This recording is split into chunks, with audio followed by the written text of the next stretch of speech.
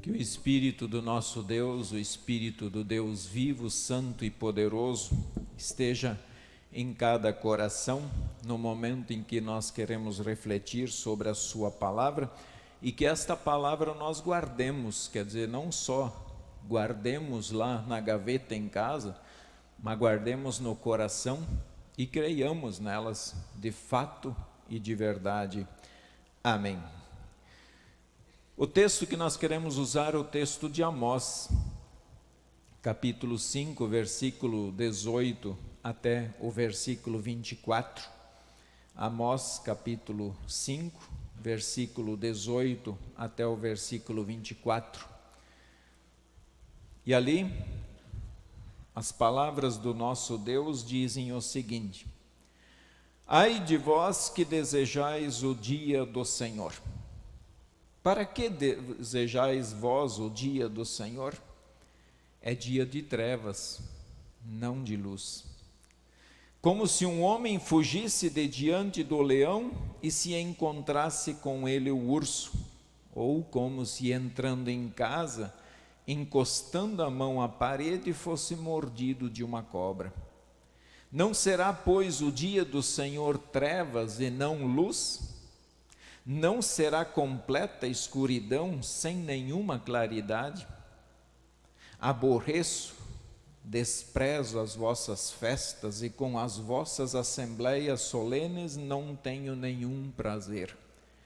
E ainda que me ofereçais holocaustos e vossas ofertas de manjares, não me agradarei deles, nem atentarei para as ofertas pacíficas de vossos animais cevados. Afasta de mim o intrépido dos teus cânticos, porque não ouvirei as melodias das tuas liras.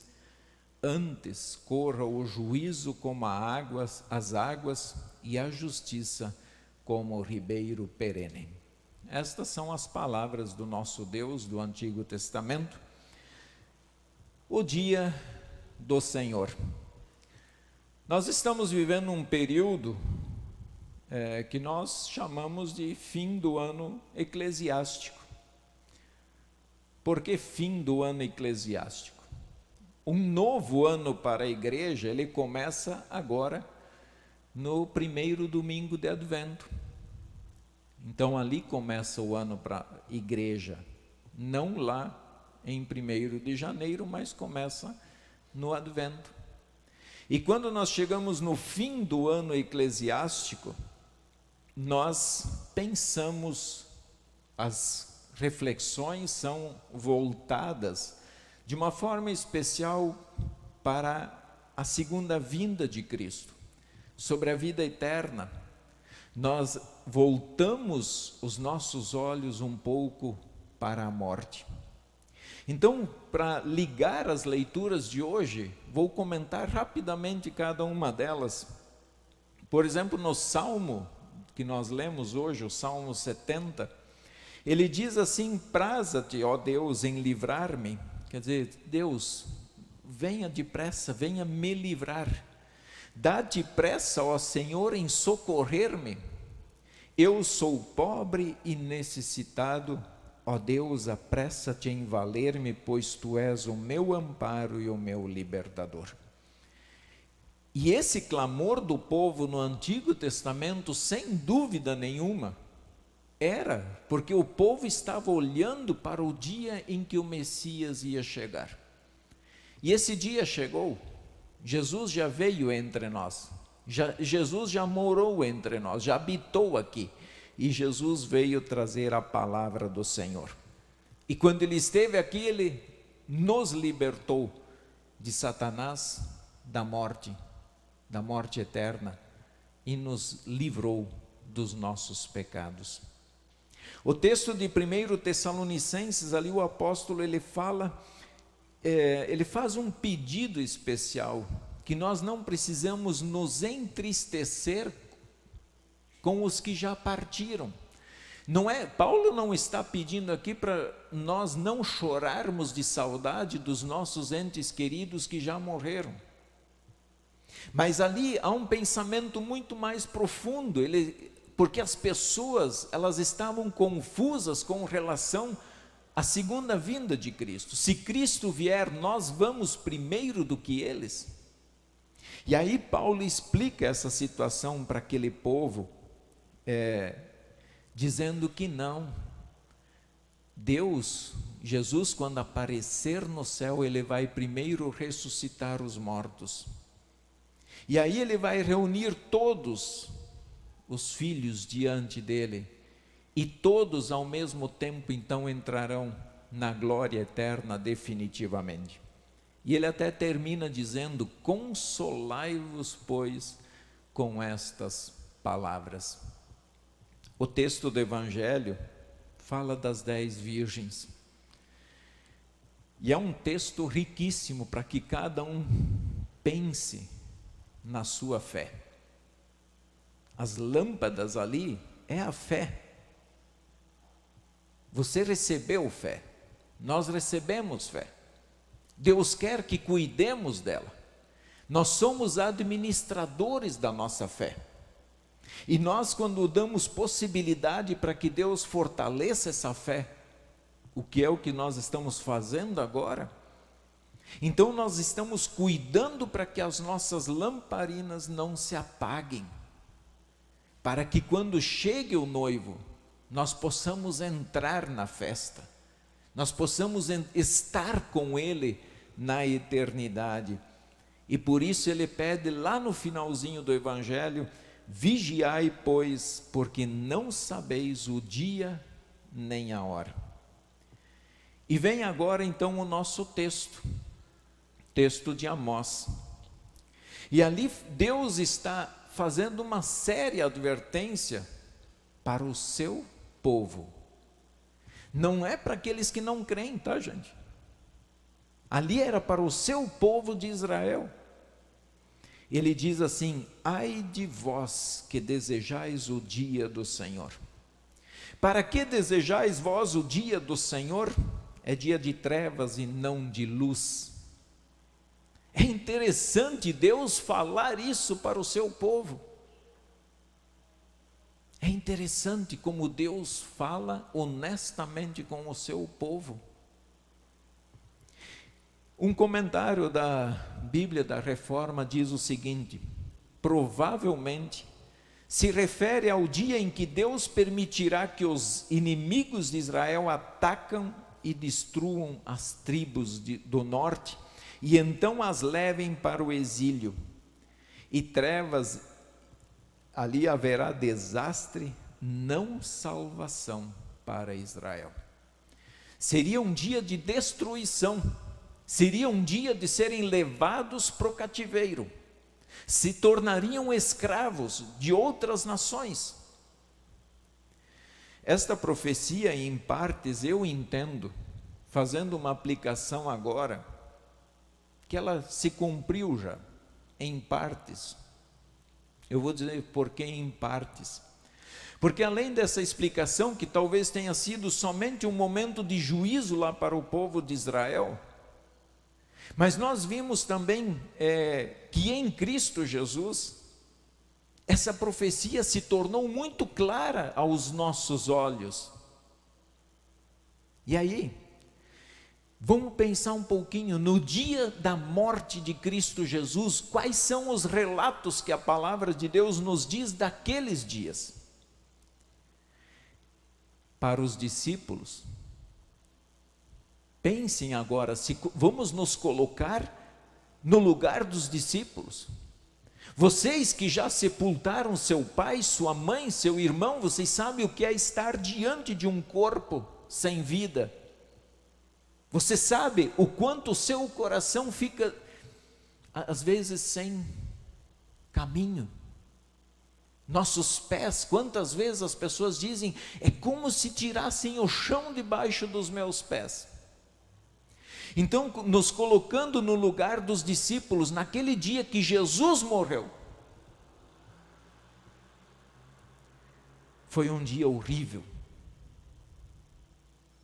Você ver o seu Senhor, o seu Mestre, pregado na cruz, derramando o seu sangue lá, Pensamos que era fácil para eles olhar esta cena?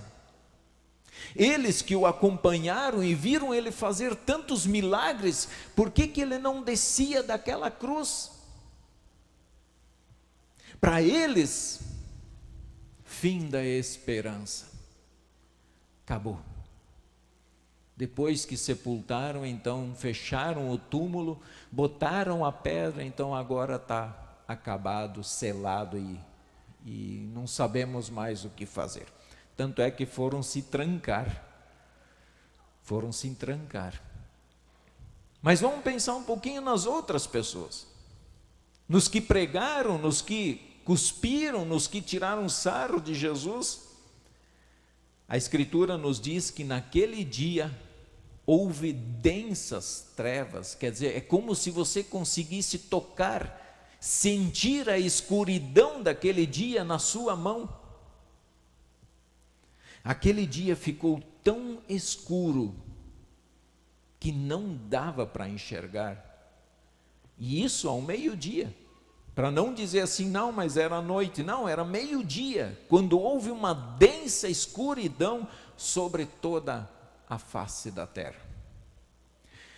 Imagine naquele momento terremotos. Imagine naquele momento mortos ressuscitando e entrando na cidade. Povo de Deus sem esperança. Pessoas que haviam pregado Jesus, daí reconhecendo, nós matamos sangue inocente. Nós matamos um ser que não tem culpa. E tudo aquilo desandou naquele dia. Então, para mim, essa profecia de Amós, sem dúvida nenhuma, ele também podemos aplicar a esse dia do Senhor. Dia que Jesus grita lá no alto daquela cruz, está consumado. Foi dias de trevas e não de luz. Foi dia em que a esperança do povo saiu do coração. E esse texto de Amós, ele está, como eu disse antes, sendo aplicado ao povo de Deus.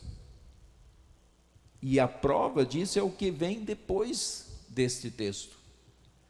Ele diz assim: aborreço, desprezo as vossas festas, e com as vossas assembleias solenes eu não tenho nenhum prazer. E ainda que me ofereçais holocaustos e vossas ofertas de manjares, não me agradarei deles, nem atentarei para as ofertas pacíficas dos vossos animais cevados. Afasta de mim o estrépito, quer dizer, aquele barulho dos cânticos, afasta isso de mim, porque não ouvirei as melodias das tuas liras. O povo estava fazendo assembleias, o povo estava oferecendo sacrifícios, ofertando ao Senhor, o povo estava cantando a Deus, mas o coração deste povo não estava com Deus. A solução para esse povo era arrepender-se e voltar-se para o Senhor. Podemos, irmãos, tranquilamente aplicar também essa profecia agora para nós, olhando para frente. Quantas vezes nós dizemos: eu espero o dia da volta de Cristo. Agora nós, como filhos do Senhor, nós estamos aguardando que Deus também cumpra o dia do Senhor, esse dia que está por chegar.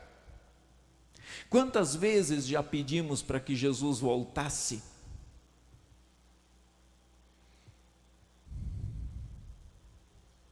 Para que Deus tirasse tudo aquilo que nós estamos vendo acontecer debaixo dos nossos olhos, perto ou longe, tudo que estamos vendo acontecer em nosso país e no mundo. Pedimos para que Jesus volte a fim de ficarmos livres definitivamente das nossas dores, dos nossos sofrimentos, dessa fome, dessa miséria em que esse mundo está entrando, das guerras, dos pecados que dia após dia, como filhos de Deus, praticamos e ao mesmo tempo o nosso coração sente pesar por eles. Se nós pensamos que a volta de Cristo será um dia agradável, temos que fazer uma distinção. Olhando para o fim de todo esse sofrimento, vai ser um dia agradável. Mas também nós veremos muitas coisas difíceis naquele dia. Nós veremos uma destruição total. E se nós queremos ter uma ideia do que é uma destruição total, basta olhar lá onde é que estão jogando bombas naqueles prédios e ver que nada sobra. Tudo que nós achamos bonito, feito pelas nossas mãos, construções, belas construções, investimos milhões e milhões, tudo isso vai virar poeira. Haverá, naquele dia, separação. E todas as nações serão reunidas em sua presença, e ele separará uns dos outros, como o pastor separa dos cabritos as ovelhas. Se nós achamos que vai ser fácil, quem sabe o pai, a mãe vendo o seu filho ser condenado ao inferno, ou talvez os filhos verem o seu pai ou a sua mãe, ou os dois serem condenados. Se achamos que vai ser fácil, irmãos, não vai ser fácil. Nem para os filhos de Deus não vai ser fácil.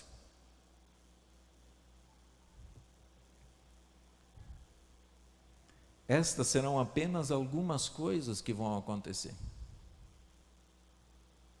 E nessa espera pelo dia do Senhor, nós temos que analisar então a segunda vinda de Cristo, porque é o que nós aguardamos, é o que nós, em certo sentido, até ansiamos para que chegue, mesmo que vai ser dia terrível. Vivemos dias terríveis e tento imaginar como Deus está olhando as coisas lá do céu agora. Às vezes eu imagino Deus olhando a minha vida.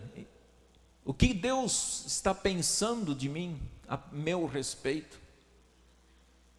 O que Deus, olhando lá do seu trono, olha hoje para o Brasil, olha para os países todos, o que Deus está olhando lá de cima e vendo passar no coração dos seres humanos? Daqueles homens que têm autoridade na mão, e no entanto, estão tentando escravizar o povo. E não tem outra coisa a não ser nós olhar pelo próprio texto,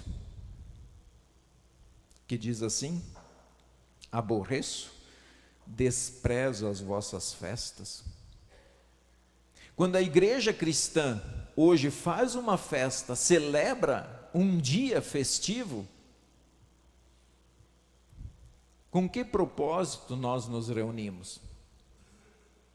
Para de fato exaltar o nome e a ação de Deus? Ou para exaltar a ação humana? As festas estão servindo para louvar o nome do Senhor? Ou para satisfazer os desejos da nossa carne? A palavra dele diz: e com as vossas assembleias solenes não tenho nenhum prazer. Assembleia é reunião. Quando nós nos reunimos para uma assembleia, uma reunião, o que de fato está acontecendo naquela reunião? Oramos e entregamos as decisões na ação do Espírito Santo, ou tentamos manipular as situações para que de fato aquilo traga o anseio do meu coração? E se não trouxer o anseio do meu coração, então eu viro as costas e vou embora.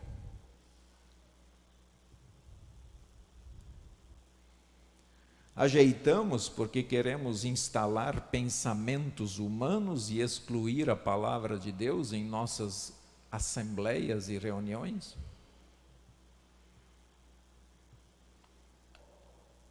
Sobre as ofertas, ele diz: e ainda que me ofereçais holocaustos e vossas ofertas de manjares, não me agradarei deles, nem atentarei para as ofertas pacíficas dos vossos animais cevados. Nós hoje não trouxemos animais, assim, até as congregações que têm, eles ofertam animais para que a congregação possa fazer uma obra, mas nós aqui ofertamos tudo que nós somos, tudo que nós temos, o nosso dinheiro, quando trouxemos as nossas ofertas diante do altar. Essa oferta é fruto da nossa fé? Ou eu tento negociar com Deus, eu trago a oferta e Deus me dá em troca o que eu estou buscando lá fora?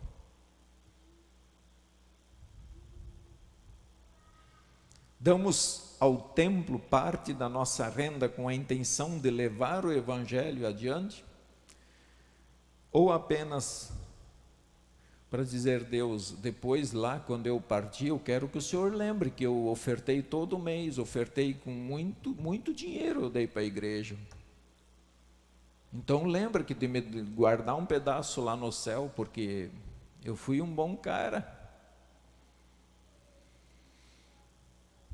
Antes de ofertar nosso dinheiro, tempo e bens, já ofertamos a Deus aquilo que de fato Ele quer? O coração, a mente e a alma ao Senhor? Ou isso não tem importância? Deus só quer o dinheiro, Deus só quer o tempo, Deus só quer os seus dons. Imaginem Deus desprezando os nossos hinos de louvor. Ele diz: afasta de mim o estrépito, quer dizer, o barulho dos teus cânticos, porque não ouvirei as melodias das tuas liras. O povo pode fazer de conta que louva a Deus, mas não há o verdadeiro temor, a verdadeira fé e o verdadeiro amor a Deus. É como se cumpríssemos apenas uma obrigação e depois de cumprir a obrigação, Deus então tem que ficar quieto, calado, e já demos para Ele o que Ele queria, então está tudo certo. Faz-se de conta que louva a Deus, mas defende o mundo e suas modernidades. O coração não está disposto a fazer o que Deus quer. Queremos de todas as formas modernizar o Senhor no século 21. Deus tem que se adaptar ao nosso pensamento, aos desejos do nosso coração. Infelizmente, irmãos, a deturpação da palavra de Deus está grande, muito grande. Lamento, choro, porque tentamos muitas vezes tampar o sol com a peneira. Não queremos encarar a dura realidade e olhar para dentro de nós e dizer, como disse o salmista: eu pequei contra ti. Eu pequei. Confundimos termos e sentimentos, como o amor, por exemplo, Hoje o mundo não sabe o que é o amor. O mundo não sabe. O mundo está perdido no sentimento do amor. Porque amar hoje para o mundo é fechar os olhos e aceitar tudo. Se você não aceita, você não ama. Se você aponta o dedo, aponta o pecado, você não ama. Você é muito duro. Você é qualquer coisa que eles queiram te classificar. O reino de Deus hoje não é mais buscado. Mas Jesus disse que isso ia acontecer. Para nós que estamos aqui ouvindo a palavra, Jesus disse que nos últimos dias o amor se esfriará.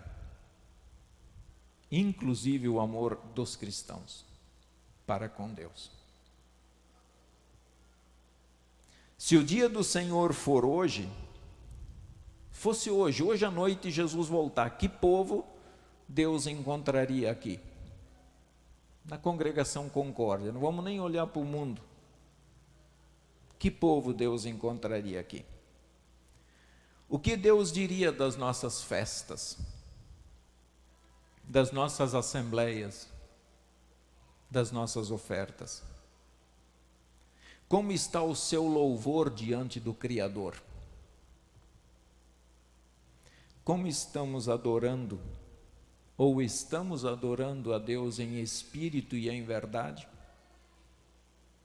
Estamos usando o nosso corpo como sacrifício vivo, santo e agradável a Deus? Ou estamos usando para orgias e fazendo coisas que não testemunham a nossa fé através deste corpo, que na palavra diz que é santuário do Espírito Santo? Graças a Deus, irmãos. Graças a Deus. Há perdão, há transformação, há mudança. E nós, como cristãos, nós temos que continuar pregando arrependimento. E nós vamos continuar firmes pregando arrependimento. Não importa contra quem. Nós vamos continuar firmes. Aquele que confia em Jesus Cristo, o Messias que foi enviado, que foi prometido, que deu a vida lá na cruz, esse encontra descanso para o seu coração, para a sua alma. Esse encontra uma paz infinita e que será guardado por toda a eternidade. Como o povo de Deus recebeu a justiça de Deus, quer dizer, a justiça em Cristo, nós recebemos isso pela palavra, pelo perdão, e nós vamos receber a justiça de Deus na Santa Ceia. Nós somos considerados inocentes perante o Criador por causa de Cristo. Assim também esse povo agora, nós, ao sairmos desta casa, saiamos com o objetivo de produzir frutos, produzir bons frutos, produzir justiça ali fora no mundo, anunciar essa justiça, viver em justiça, viver na fé, assim como vivemos aqui dentro, viver na fé lá fora. E como está escrito, antes corra o juízo como as águas e a justiça como o ribeiro perene. Quer dizer, o cristão nunca vai deixar de produzir justiça, de viver na justiça, que é Cristo. Ele nunca vai deixar de viver a fé, de mostrar a sua fé e de testemunhar essa fé para as pessoas lá fora. Que Deus nos guarde firmes, olhando para a volta de Cristo, mas também firmes na fé, para assim recebermos a coroa da vida eterna. Amém.